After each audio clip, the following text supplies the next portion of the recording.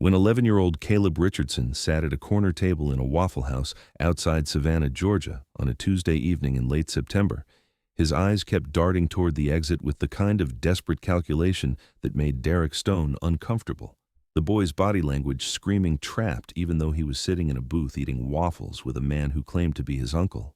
And the way the child flinched every time the man reached across the table made Derek's old Marine instincts fire with warning signals he'd learned never to ignore. The man across from Caleb talked too much, smiled too wide, and kept his hand wrapped around the boy's wrist in a grip that looked casual but was clearly restraining. And when Caleb's eyes met Derek's for just a fraction of a second before snapping back down to his plate, the terror in that brief glance was unmistakable. The Waffle House sat just off Highway 80 about 15 miles outside Savannah, one of those 24-hour roadside institutions where truckers, travelers, and locals overlapped in the fluorescent-lit space that smelled like coffee and hash browns at all hours. It was 7:30 in the evening, that transitional time when the dinner rush was winding down, but the late-night crowd hadn't yet arrived. The restaurant was maybe half full with a mix of weary commuters, a couple of truckers at the counter, a family with young children in a booth near the windows, and the Tuesday regulars who showed up at the same time every week for the same meals. Derek Stone occupied a seat at the counter, working through a plate of scattered, smothered, and covered hash browns while nursing his second cup of black coffee. He was 49 years old, vice president of the Coastal Riders MC out of Savannah, a compact man with broad shoulders and arms covered in tattoos that included his Marine Corps Eagle Globe and anchor from his 8 years of service. His salt and pepper beard was trimmed close, his eyes were the pale blue of someone who'd spent years scanning horizons for threats, and his black leather vest bore the Coastal Riders patches along with his military service markers and a purple heart pin from his deployment to Fallujah. He'd stopped at this particular Waffle House because it was halfway between a bike shop in Pooler, where he'd just picked up some custom parts, and his home in downtown Savannah, and because their hash browns were consistently excellent. He'd noticed the man and boy when they'd come in about 10 minutes earlier, noticed them in the automatic way that veterans noticed everything, cataloging details without conscious thought.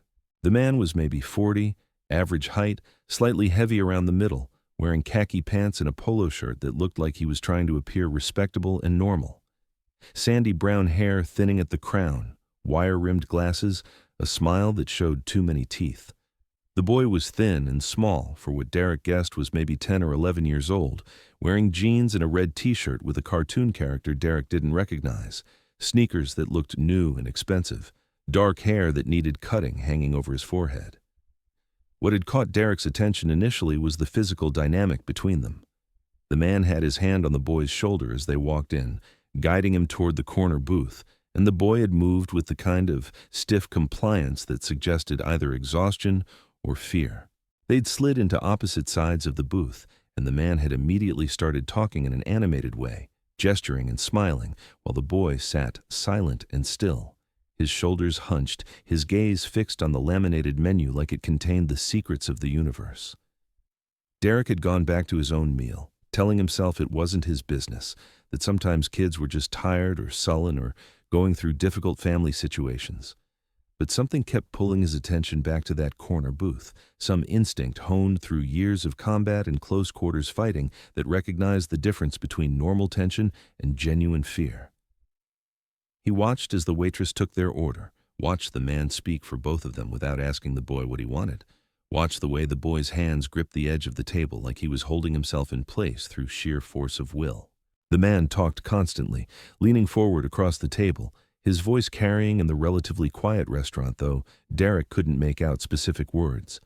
He gestured broadly, touched the boy's hand, tapped the table for emphasis, maintained eye contact in a way that seemed designed to hold the child's attention and prevent him from looking anywhere else.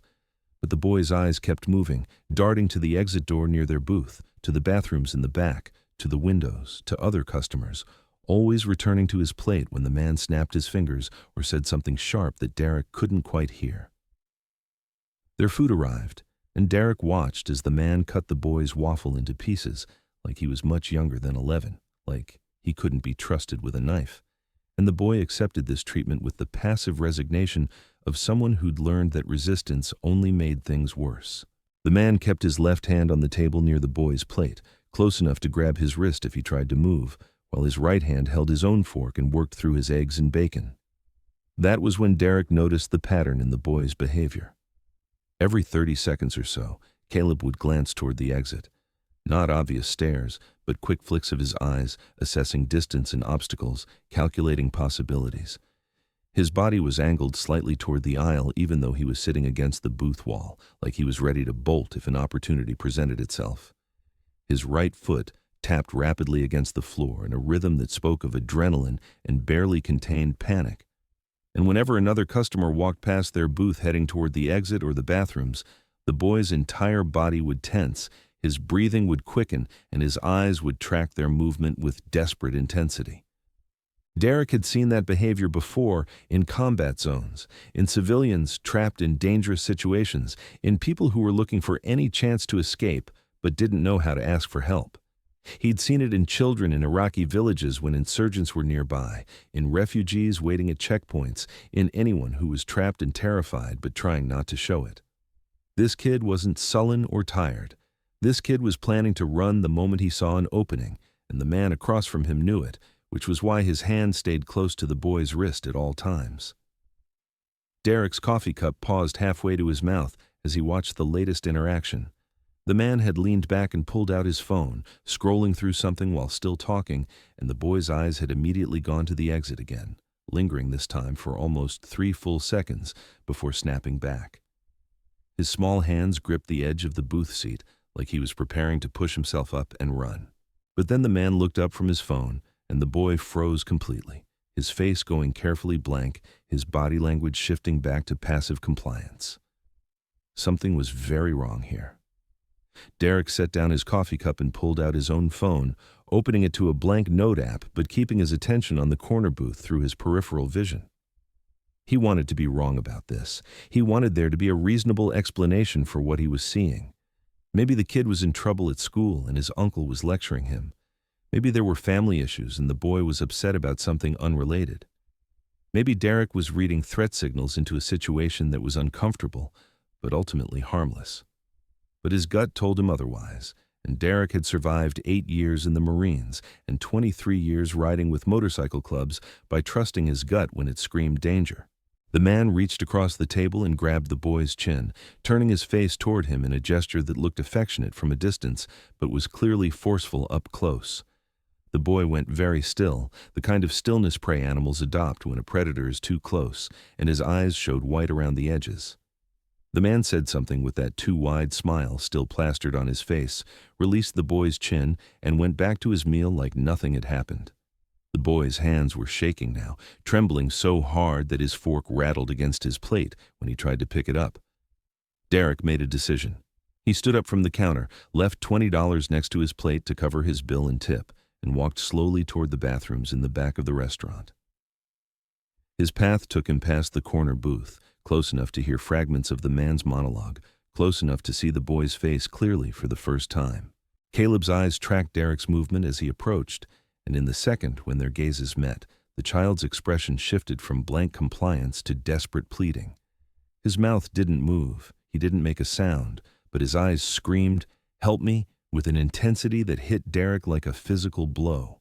The boy's hand twitched on the table, fingers spreading slightly in what might have been an aborted reach toward Derek, before snapping back into a fist when the man's attention flickered toward him.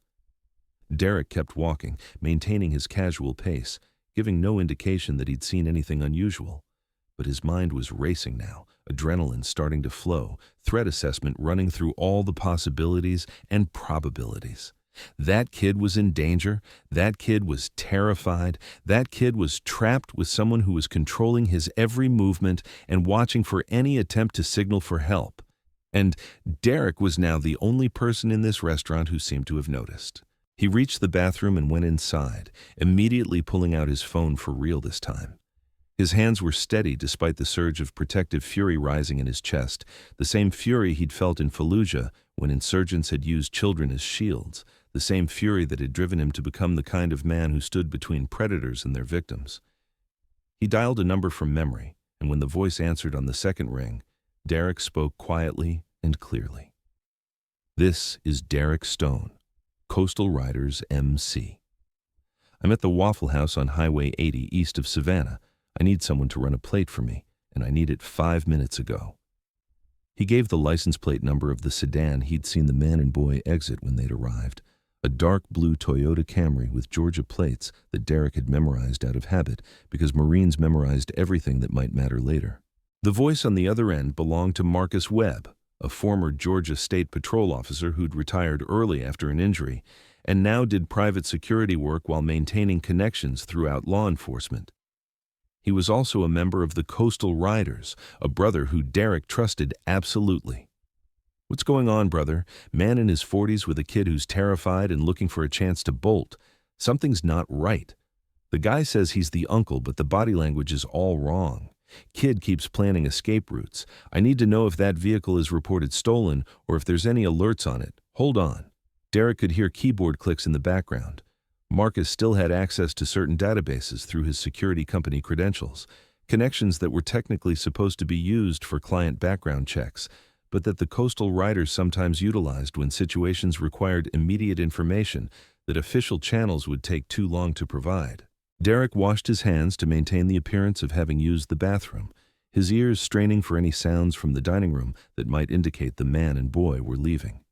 He dried his hands slowly, buying time, waiting for Marcus to come back on the line with information that would either confirm his suspicions or prove he was being paranoid. "Derek," Marcus said, his voice tight with sudden urgency. "That vehicle is registered to a Carl Mitchell, age 42, address in Macon, and there's an active Amber Alert out of South Carolina. 11-year-old boy named Caleb Richardson, abducted from a rest stop outside Charleston yesterday afternoon. Suspect is described as white male, 40s, medium build, glasses, driving a dark sedan. They haven't identified the suspect yet, but they've got surveillance footage from the rest stop showing a man matching that description, leading a boy to a vehicle." Derek's blood went cold. "How long has the alert been active?" "Since yesterday evening. 26 hours now. The kid's parents reported him missing when they got to their car after using the rest stop bathrooms and realized he wasn't with them. They thought he'd wandered off, but security footage showed an abduction. The suspect and the boy got on Interstate 95 south, and then the trail went cold." Derek leaned against the bathroom sink, his mind processing tactical options. If this was Caleb Richardson, if the man in that booth was his abductor, then they'd driven from South Carolina to Georgia in the past day, probably using back roads to avoid highway patrol, probably stopping only when necessary. This Waffle House was far enough from the abduction site to feel safe, but close enough to the Florida state line that the suspect was probably planning to cross borders soon, making the case more complicated and the boy harder to find. "I'm calling it in to local police," Derek said. "But Marcus, I need backup here now. I can't let this guy walk out with that kid. I'm 15 minutes away. Keep eyes on them. Don't engage unless he tries to leave. Local police will be faster than me." Derek ended the call and immediately dialed 911, his voice calm and professional as he reported a possible abduction in progress, giving the address, the description, the Amber Alert information, everything he knew. The dispatcher's voice sharpened with focus when he mentioned the active alert, told him units were being dispatched immediately, told him to maintain visual contact if safe, but not to engage the suspect. Derek pocketed his phone and stepped back into the dining room, his eyes going immediately to the corner booth. The man was still there, still talking, but now he was counting cash and stacking it on the table like he was preparing to pay and leave. The boy saw Derek emerge from the bathroom, and their eyes met again. That same desperate pleading, that same silent scream for help. Derek walked back toward the counter, angling his path to give him a clear view of both the corner booth and the exit. He couldn't let them leave. Once they walked out that door and got in that vehicle, the chances of recovering Caleb alive dropped dramatically. Highway chases were dangerous, suspects got desperate, kids got hurt. But he also couldn't just grab the man and risk escalating the situation into violence that might endanger the boy or other customers. He needed to stall them, needed to buy time for police to arrive, needed to create an obstacle that would keep them in this public place where there were witnesses and cameras and ways to ensure Caleb's safety. Derek's mind ran through options as he watched the man signal for the waitress as he watched her walk over with the check, as he watched the man count out exact change with the careful precision of someone who wanted to avoid any delay or complication. The waitress turned away with the payment, and the man stood up, his hand immediately going to the boy's shoulder in that controlling grip Derek had noticed earlier. Caleb stood slowly, his eyes tracking escape routes one more time, his body language screaming that he knew this might be his last chance before they got back in the car and drove somewhere more isolated, somewhere final. Derek made his decision in the space between heartbeats. He walked directly toward the corner booth just as the man was steering Caleb toward the aisle, positioning himself so that he would intersect their path to the exit. He moved casually, like he was heading back to the counter for a coffee refill, like this was random chance rather than tactical interception. The man and boy stepped into the aisle, and Derek timed it perfectly, arriving at the same moment, creating a natural bottleneck that forced everyone to pause. He looked at the man with polite recognition, the kind of vague acknowledgement strangers gave each other in public places, and said in a friendly tone that carried clearly in the quiet restaurant, "Heading out? This place makes great hash browns, but their coffee will keep you up all night." The man's smile tightened fractionally, annoyance flickering behind his glasses. "Yeah, we're heading out. Got a long drive ahead." He tried to step around Derek, but Derek shifted slightly, maintaining the blockage while pulling out his wallet like he was looking for something. "Where are you folks headed?" Derek asked conversationally, his eyes on his wallet but his peripheral vision tracking every micro-expression on the man's face, every tension in Caleb's small body. The man's jaw tightened, and his grip on Caleb's shoulder increased enough that the boy winced visibly. "Just down the road," he said, his voice carrying an edge now, a warning that he wanted this interaction to end. "We need to get going." His free hand moved to his pocket in a gesture that could have been innocent, or could have been reaching for something, and Derek's combat instincts cataloged the movement as a potential threat indicator. Derek finally looked up from his wallet, making direct eye contact with the man while simultaneously shifting his body position to create more of an obstacle in the narrow aisle. His stance was casual but balanced, weight distributed in a way that would allow rapid movement if necessary. "No rush, right? Traffic's always terrible this time of night on 95. He looked down at Caleb with a warm smile that was calculated to make the boy feel seen and protected. "You doing okay, buddy? You look a little pale. Sometimes waffle syrup doesn't sit right, especially if you're not used to it." Caleb's eyes went wide and his mouth opened slightly like he was about to speak, but the man's fingers dug into his shoulder hard enough to make him gasp. "He's fine," the man said sharply, the friendly facade cracking now to show irritation and something darker underneath. "Just tired. Long day. We really need to go." Derek heard the change in tone, recognized it as the moment when a predator realized the prey had noticed them and decided whether to flee or fight. He could see the man's mind working through options, calculating whether this stranger was just making conversation or whether something more dangerous was happening. The man's eyes flicked toward the exit, measuring distance, and Derek knew he had maybe 30 seconds before the situation escalated one way or another. The sound of sirens penetrated the restaurant's ambient noise, distant but growing closer, and Derek saw the exact moment when the man registered what that meant. His face went pale, then flushed with anger and panic. His hand tightened on Caleb's shoulder, and he yanked the boy closer in a movement that was no longer trying to appear affectionate or protective, but was purely controlling. The man's other hand came out of his pocket holding car keys, and he took a step forward, trying to push past Derek toward the exit. Derek didn't move. He planted himself in the aisle, his 6-foot frame and marine bearing creating a wall that the man would have to physically fight through. "Those sirens getting louder," Derek said quietly, his voice dropping the friendly pretense now and taking on the flat command tone he'd used in combat. "Sounds like they're coming here. Might want to wait and see what that's about before you head out into the parking lot." The man's face twisted with rage and desperation. "Get out of my way," he hissed, his voice low and vicious. "This is none of your business. Move." "Can't do that," Derek said calmly. "See, I'm thinking maybe you and this boy should stick around and talk to whoever's coming in those police cars. Just to clear things up. Make sure everything's on the up and up." Caleb made a sound that was half sob and half gasp, his small body trembling now with the realization that someone had noticed, someone was helping, someone was standing between him and the man who'd taken him. The boy tried to pull away, but the man's grip was iron, fingers digging into thin shoulder hard enough to leave bruises. The other customers in the Waffle House had finally noticed that something was wrong. The family with young children had gone silent, the parents pulling their kids closer. The truckers at the counter had turned on their stools, their postures shifting from relaxed to alert. The waitress stood frozen near the kitchen window, her eyes wide with confusion and growing fear. The sirens were very close now, multiple units converging on the location. The man's eyes darted around the restaurant wildly, looking for another exit, another option, some way out of the trap that was closing around him. He looked at the back door near the bathrooms, at the windows, at the other customers who were now all watching, at Derek who stood immovable in the aisle. "Let him go," Derek said quietly, his voice carrying absolute authority. "Right now. Put your hands where I can see them and step away from the boy."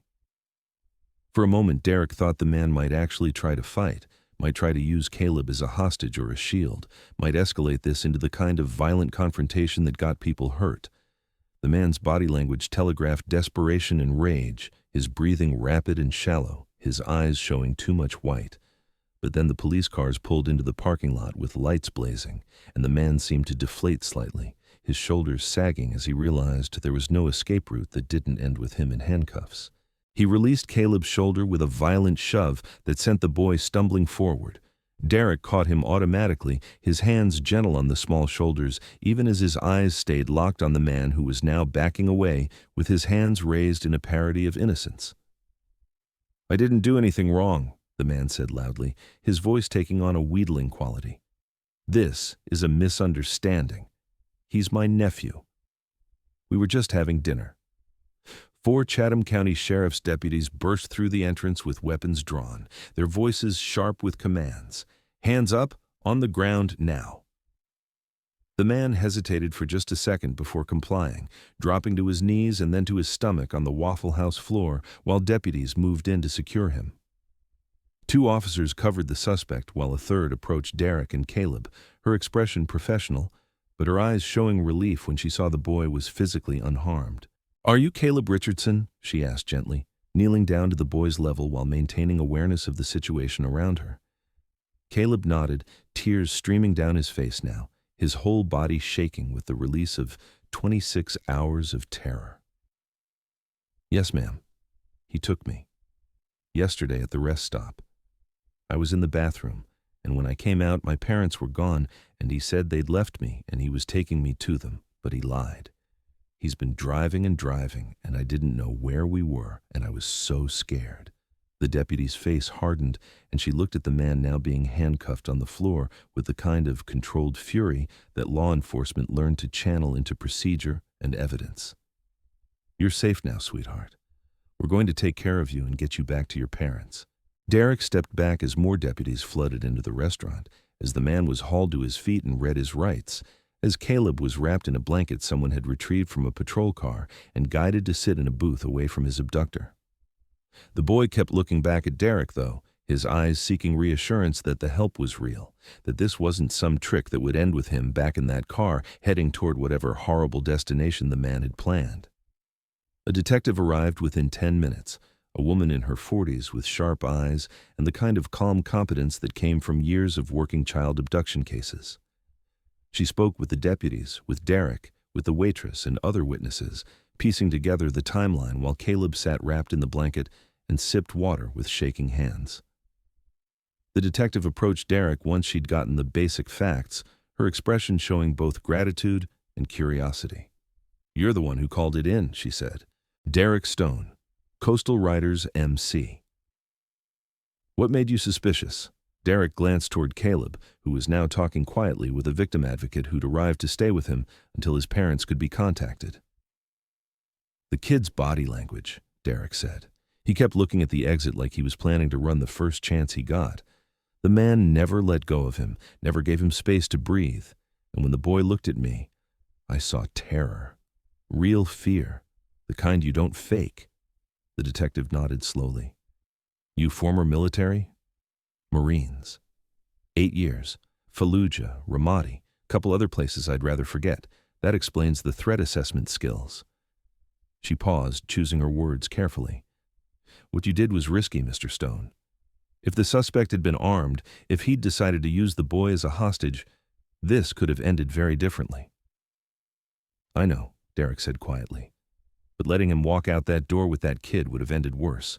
Once they got in the car, Caleb's chances dropped to almost nothing. At least here there were witnesses, cameras, ways to control the situation. The detective studied him for a long moment. I'm not going to lecture you about civilian intervention because, honestly, you probably saved that child's life. The suspect, Carl Mitchell, has a record we're just starting to pull. Prior arrests for child endangerment, internet crimes against children, possession of illegal materials. He's exactly the kind of predator who doesn't let victims go once he has them. She looked at Caleb again, her jaw tight. That boy's parents are driving down from Charleston right now. They'll be here in about 90 minutes. They thought they'd lost him forever. Derek felt the familiar weight settle in his chest, the same weight he'd carried after firefights when they'd saved civilians but lost brothers, when the price of victory included costs that never fully healed. I'm glad he's safe, he said. That's all that matters. Marcus arrived 10 minutes later, his motorcycle roaring into the parking lot just as the suspect was being loaded into a patrol car for transport to the county jail. He found Derek sitting at the counter with a fresh cup of coffee he wasn't drinking, watching as deputies took statements from the other customers and the restaurant staff. Marcus slid onto the stool beside him, his presence solid and reassuring. You good, brother? Derek nodded slowly. Kid's safe. Suspects in custody. Could have gone sideways, but it didn't. Marcus clapped a hand on his shoulder. You did good. Trusted your gut, kept the kid in sight, bought time for backup. Textbook intervention. Didn't feel textbook, Derek said quietly. Felt like standing in an aisle and hoping I wasn't wrong, hoping the cops would get here before he decided to run, hoping I hadn't just made things worse. But you weren't wrong, Marcus said firmly, and the cops did get here, and you didn't make things worse. You saved that boy. Own it. Caleb approached them about 20 minutes later, the victim advocate staying close but giving the boy space to speak. The blanket was still wrapped around his shoulders, and his face was tear-streaked, but his eyes were clearer now, the desperate terror replaced with exhaustion and something that looked like cautious hope. He stopped in front of Derek, small and fragile and impossibly brave. Thank you, Caleb said, his voice barely above a whisper. You saw me. I kept looking at the door trying to figure out how to run, but he was always holding me, and I didn't know what to do. But you saw me, and you helped me. Derek knelt down, bringing himself to eye level the way he'd learned to do with frightened kids in war zones, making himself less intimidating and more accessible. You helped yourself, Caleb. You kept looking for chances to escape. You didn't give up even when you were scared. That's courage. Real courage. I just happened to be paying attention when you needed someone to notice. He was going to hurt me, Caleb said, his voice breaking. He kept saying we were going to a special place and I'd understand when we got there and nobody would ever find us. He said my parents didn't want me anymore because I'd wandered off. But I didn't wander off. I went to the bathroom, and when I came out, they were gone, and he was there saying they'd asked him to get me. The classic predator technique, separating a child from parents in a moment of confusion and using the child's disorientation to establish control. Derek felt rage burn in his chest, but kept his voice calm and gentle. Your parents are coming right now. They've been looking for you since the second they realized you were gone. They never stopped looking. And now you get to go home. Caleb nodded and then did something unexpected. He stepped forward and hugged Derek, his small arms wrapping around the biker's neck, his face pressed against the leather vest that smelled like motorcycle exhaust in the road. Derek hugged him back carefully, this fragile piece of proof that sometimes paying attention mattered, that sometimes trusting your instincts saved lives, that sometimes the difference between a child coming home and a child disappearing forever was one person deciding that something felt wrong and choosing to act. When Caleb's parents arrived 90 minutes later, their reunion happened in the parking lot under the lights of the Waffle House sign. Derek watched from inside as the boy ran to his mother and father, watched as they dropped to their knees and wrapped him in their arms, watched as all three of them sobbed with the kind of relief and joy that only came from surviving the worst fear a family could face. The mother held Caleb like she would never let go, her hands running over his hair and face like she was confirming he was real. The father stood behind them with his arms around both, his shoulders shaking with sobs he couldn't control. After they'd had time to reunite, after Caleb had assured them over and over that he was okay, his mother came into the restaurant looking for Derek. She was in her late 30s, with dark hair pulled back in a messy ponytail, wearing jeans and a sweater that suggested she'd thrown on whatever was closest when she'd gotten the call that her son had been found. Her face was streaked with tears, but her eyes burned with the fierce protectiveness of a mother who'd almost lost everything. She found Derek at the counter and didn't say anything at first, just looked at him with an expression that held gratitude and grief and overwhelming emotion all tangled together. Then she stepped forward and hugged him hard, this stranger in leather who'd saved her child, and Derek hugged her back while she cried into his shoulder and whispered, "Thank you," over and over until the words lost meaning and became just sound and feeling. "You gave me back my son," she finally said, pulling away and wiping her eyes. "The police told me what you did. How you noticed something was wrong, how you blocked their exit, how you kept Caleb safe until help arrived. You didn't have to do any of that. You could have looked away. But you didn't." "I couldn't," Derek said simply. "Your son was terrified and he was looking for help. I just happened to be there when he needed someone to pay attention." The father joined them, shaking Derek's hand with a grip that bordered on painful, his voice thick with emotion as he tried to thank this biker who'd intervened when it mattered most. They stayed for almost an hour, giving statements to detectives, having Caleb examined by paramedics who'd arrived to check for injuries, processing the nightmare they'd just survived. Before they left to drive home to Charleston, Caleb came over one more time. "My dad says you ride motorcycles with your friends," the boy said, looking at Derek's vest with curiosity that was starting to replace fear. "He says you help people." "We try to," Derek said. "We ride for veterans, mostly. Guys who served their country and need support when they come home. But we also believe in helping people when they need it. Doesn't matter who they are or what the situation is. If someone needs help and we can provide it, we do. When I grow up, I want to help people too," Caleb said seriously. "I want to be like you. Someone who pays attention, someone who helps kids who are scared." "That's a good goal, buddy," Derek said. "World needs more people willing to notice when something's wrong and do something about it." The Richardson family drove away just after midnight, Caleb secured safely in the backseat between his parents, heading home to begin the long process of healing from trauma that would take years to fully process. Derek and Marcus stayed until the last deputies had cleared the scene, until the Waffle House staff had given their final statements and been told they could close for the night to recover from having their workplace turned into a crime scene. The Coastal Riders held a chapter meeting 3 days later where Derek gave a full account of what had happened. The other members listened in silence as he described noticing Caleb's fear, blocking the exit, stalling until police arrived. When he finished, there was a long moment of quiet before the chapter president, a former Army Ranger named Cole, spoke up. "What Derek did exemplifies what this club is supposed to be about," Cole said. "We're not just a riding club. We're men who've served, who've seen the worst humanity has to offer, and who've decided that our purpose is to stand between predators and their victims, to pay attention when others look away, to act when action is needed." Derek saw a child in danger, and he responded, "That's brotherhood. That's honor. That's what these patches mean."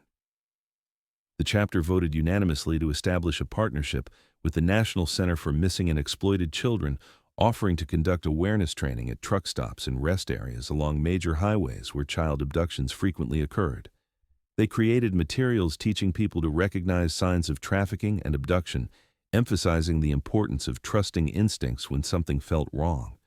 They distributed cards with hotline numbers and warning signs to watch for, cards that ended up in the hands of truckers and travelers and ordinary people who might someday be in a position to notice a frightened child looking for help.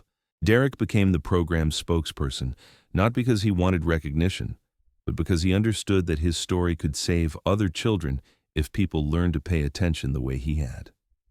He spoke at community centers and schools, at law enforcement conferences and truck driver associations, always emphasizing the same message.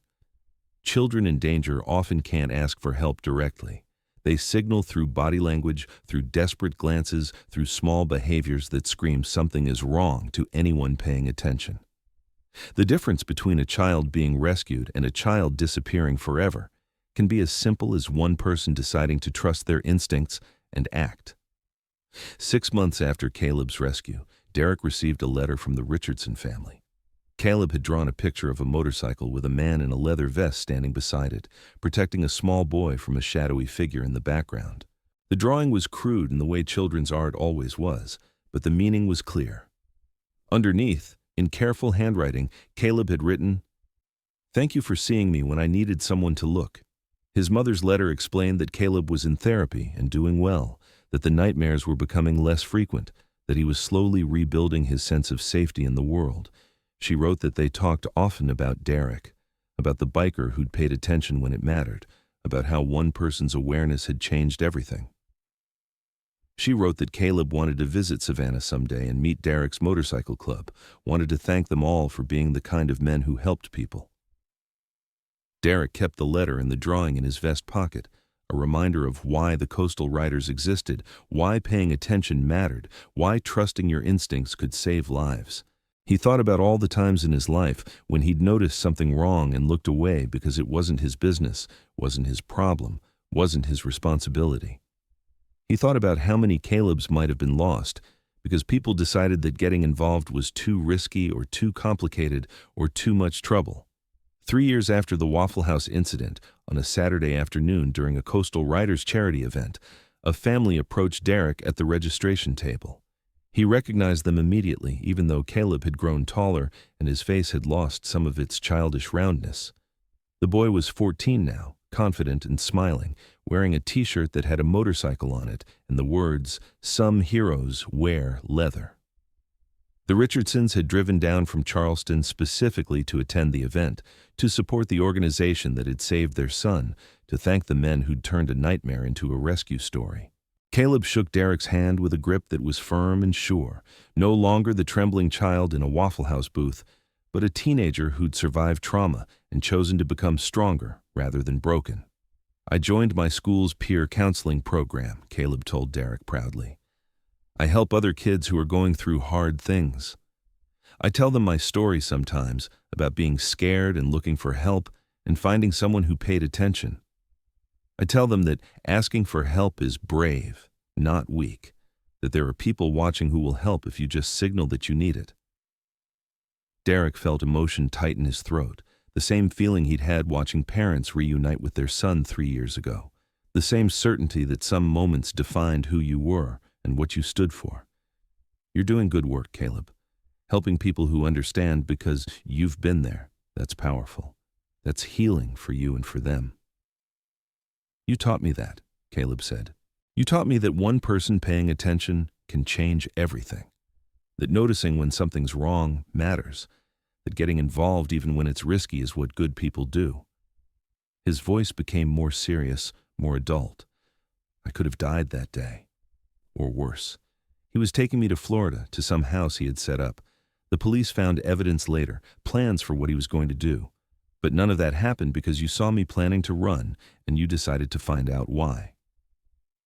The Richardson family stayed for the entire event, riding as passengers on various motorcycles, meeting the Coastal Riders members, hearing stories about other interventions and rescues. Caleb's father donated a significant amount to the club's Missing Children Awareness Program, and his mother spent an hour talking with the old ladies about the importance of teaching children that bikers, despite their intimidating appearance, were often the safest people to approach in an emergency. As the sun set over Savannah and the last motorcycles rumbled out of the event space, Derek stood with Caleb looking at the rows of bikes gleaming in the fading light. The boy had asked to see Derek's Road King, had run his hands over the chrome and leather with the reverence of someone who understood that motorcycles represented freedom and brotherhood and purpose. "When I turn 18, I'm going to learn to ride," Caleb said. "And someday I want to join a club like yours. I want to be someone who helps people, someone who pays attention, someone who acts when it matters. You're already that person, Derek said quietly. You were that person at 11 years old when you kept looking for escape routes, even though you were terrified. You're that person now at 14, helping other kids through their trauma. The motorcycle is just a vehicle. What matters is who you are when you're not riding, and you're already someone worth knowing. Caleb looked at Derek with the kind of admiration that made the older man uncomfortable and proud at the same time. You saved my life. I know you don't like hearing that, but it's true.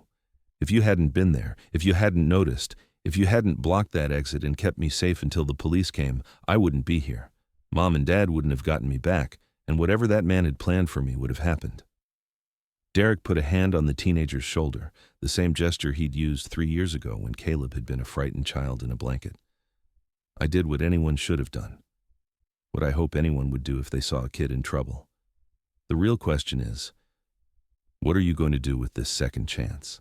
How are you going to use your experience to make the world a little bit safer for other kids? I'm going to pay attention, Caleb said with absolute certainty. I'm going to notice when something's wrong. I'm going to trust my instincts. I'm going to help people who need it, just like you taught me. And that was the truth that mattered most, wasn't it? That trauma could be transformed into purpose, that being saved could inspire you to save others, that the cycle of predation and victimization could be broken by people who chose awareness over apathy. That sometimes the most heroic thing someone could do wasn't charging into danger or fighting dramatic battles, but simply paying attention in a Waffle House on a Tuesday night and deciding that a child's fearful glances toward an exit meant something worth investigating. That trusting your gut when something felt wrong could be the difference between a family destroyed and a family reunited. That one person choosing to block an exit and buy time for help to arrive could save a life and change the trajectory of everyone involved. That courage didn't always roar. Sometimes courage was standing in an aisle and refusing to move. Sometimes courage was believing your instincts over social politeness. Sometimes courage was making yourself an obstacle between a predator and his prey, and trusting that help would come before the situation turned violent. And sometimes the most important legacy anyone could leave was teaching a frightened child that being seen mattered, that asking for help worked, and that there were still good people in the world willing to risk themselves to protect strangers who needed protection.